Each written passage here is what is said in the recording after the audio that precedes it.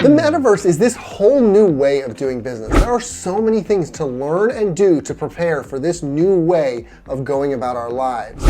But in a lot of ways, it's really no different from how we act today in the physical space. You still need to clearly understand how your business can adapt to the space and what the opportunities are to find success in the metaverse. So today, I'm going to help you draft that business plan and develop a clear road to building your metaverse business. My name is Trent Kennelly. I'm a metaverse marketing strategist, and this is the best place for you to learn about NFTs, the metaverse, and how to market it all. So if that sounds good to you and you're excited, make sure that you like this video, subscribe to my channel if you're into it, comment to let me know what your business is and how you're thinking about getting into these spaces right now. I would love to be able to help you out, and let's get started. All right, first let's try to understand the metaverse a little bit. So if you want to get your business into the metaverse, you first need to understand the metaverse. Now, if you're watching this, you probably have a pretty basic idea of what it is, but let's just get on the same page real quick. So a metaverse is a digital place that allows you to do a lot of the things that you can do in physical environments as well. Buy clothes, get a job, gamble, all of these things are possible in metaverses. And while physical environments will likely never be replaced, it's highly plausible that much of what we can do in the physical world will translate to these online spaces. More and more people are moving into the metaverse for things beyond gaming every single day, which means that when people live here and when people interact here more and more, your business needs to be here. And that's really why we're talking about this right now, because even though it's not a majority of the population that are in metaverses, that's going to come. And so you want to be established at that point when people are already in these spaces so that you don't have to do the work to catch up while everybody else is trying to do that. So you need to be in there now, okay? So now that we've got that under lock, just before we get into the next section, I think there's one more thing we need to be really clear about. This isn't one metaverse that we're talking about, at least not right now. We'll see what happens in the future, but there's not one single metaverse. There are 160 or more companies working on or in metaverse spaces right now, and there are a lot of independent metaverses that go along with that. So we need to consider that when we're considering where we're going to be building our business, where we're going to be instituting this plan. Okay, so the first step here is to understand your business. Now, of course, that means knowing what you sell, but that's really the most basic thing we're discussing here. What's more important is that you understand your target audience, the problem that you solve for them, and the overall goal of your business. So let's start with the goal, because until you know why you're trying to achieve something, you're not going to be able to work on how you solve it, how you achieve that goal, because you don't have the goal to achieve, right? And you're not going to be able to figure out how to sell it appropriately, and you're not going to be able to figure out how to target. It's all kind of a stack of dominoes that starts with this understanding of your goal.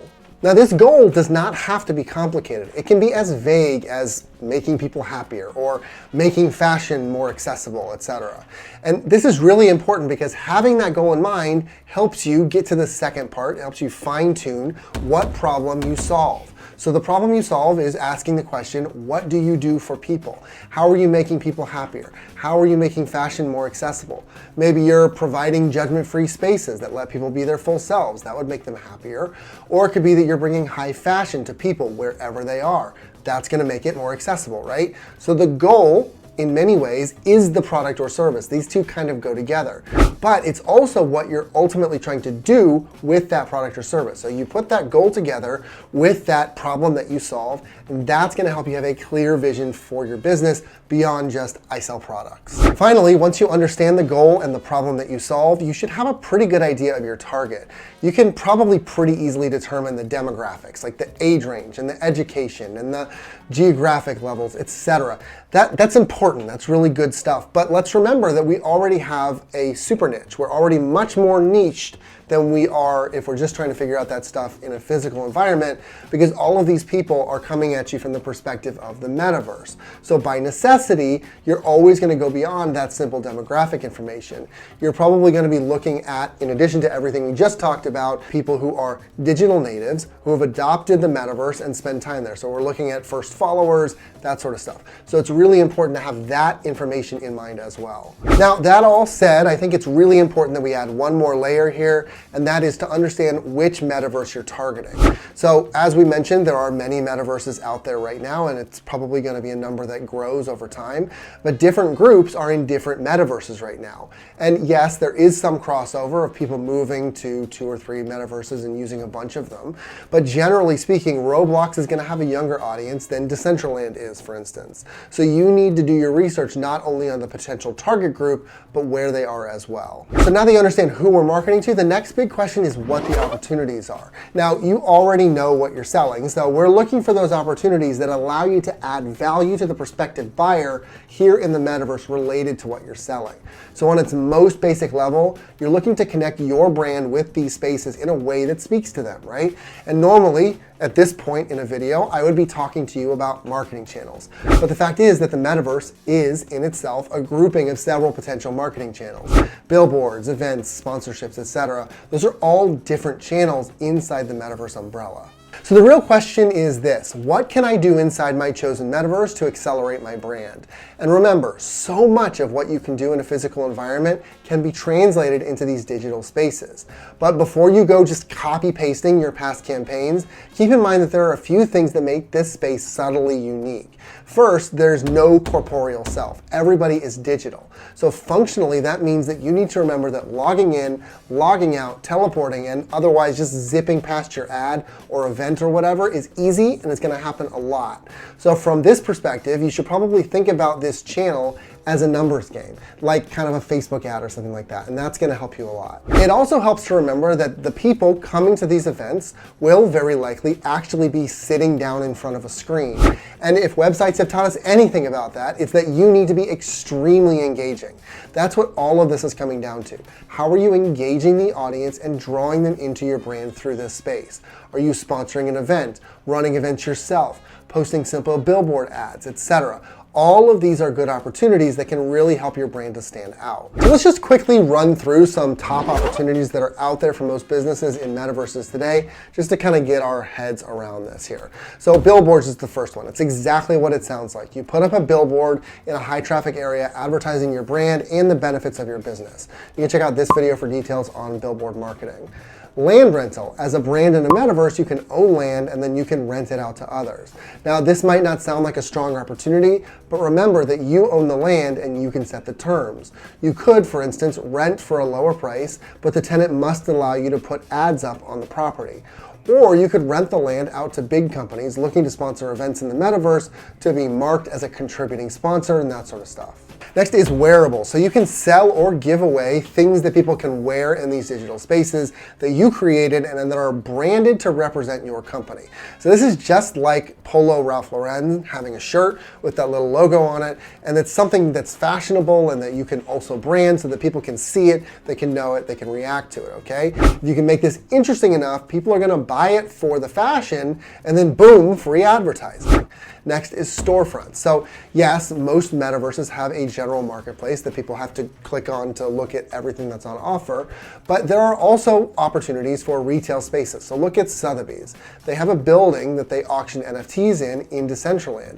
This is a retail location inside a metaverse space. Now, at this moment, you can't sell physical products inside the metaverse, but that's coming very soon with Boson Protocol, and that's going to be a huge addition to businesses in the space. And then finally, events. So running events is an amazing way to draw huge crowds to your business and build your brand. You can check out this video for lots of details on event marketing, but the idea is that you put some special activity or presentation on that's going to excite users and send them flocking to your brand even outside the metaverse. Now, look, everything I just mentioned is not an exhaustive list, and it's still early days in metaverse business. So you should expect to see that list grow, but these are the things that are really working right now to establish brands and drive sales in the metaverse. Okay, great, so you've got all that information. What do you do with it? Well, research. I know that's not sexy, but you need to figure out which of these approaches fits in best with your brand. If you can run events really well already, maybe that works really well for your retail shop. If you're better at billboard ads, you can go that direction. It just is really important to put in the work here to understand what's going to work best for your business for those best results. Okay, so once we decide to start going in one direction, how are we measuring success? We should measure success using KPIs. KPIs are key performance indicators. It's metrics that tell us if we're successful or not, okay? And normally what you need to do that is tracking. You need to be able to track information about what's happening, where people are moving, etc. And metaverses right now, unfortunately, just don't have a very sophisticated tracking algorithm that's going to allow you to see every step of the user's journey. And frankly, given all of the data breaches and everything over the last few years, it might stay that way. So we'll just have to see what happens. But it's important to think of success in a metaverse from a short-term and a long-term perspective, just to kind of get a holistic view here.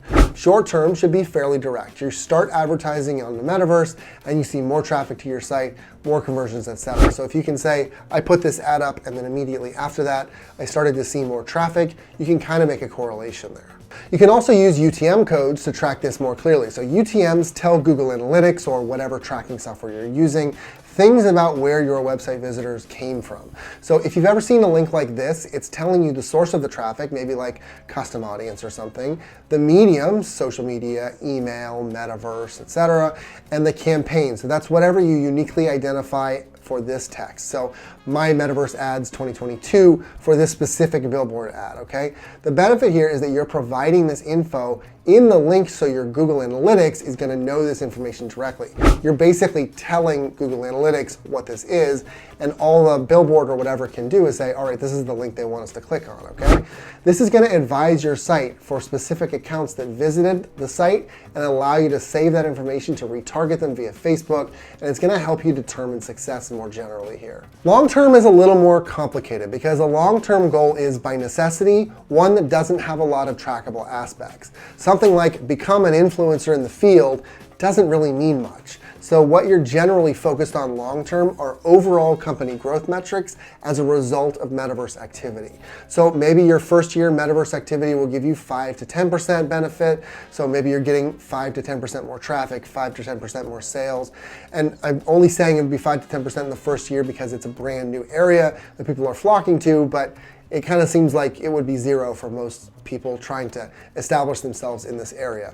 Maybe by the time you get to year 5, you're looking at 30% growth. So that would be a really positive number if you can say, all right, I expect my long-term growth goal to be 30% in this area. All right, so let's wrap all of this up into a nice little Christmas bow so that we can understand how to put all of these things we just talked about together. This part is honestly really easy. So we've got these into different elements. Take everything we just talked about, write it down. That's all, okay? You've got the specific ways that your business fits into the metaverse, the opportunities related to your business specifically, and how to measure success. You have all of that information. Those are the key elements to any successful business plan. So once you write it down so that you can refer back to it at any moment when you have maybe forgotten or gotten off the path or something, then you're going to be good to go ahead and start making money in the metaverse with this plan. So there you go. I hope that that was helpful for you to build that plan and start to succeed in the metaverse. There really is no better time to do it. Let me know what you're planning on accomplishing in the metaverse. If you're going to run billboard ads or events or whatever, I would love to know. Otherwise, make sure that you like this video, subscribe to my channel if you're into it, and I will catch you in the next one.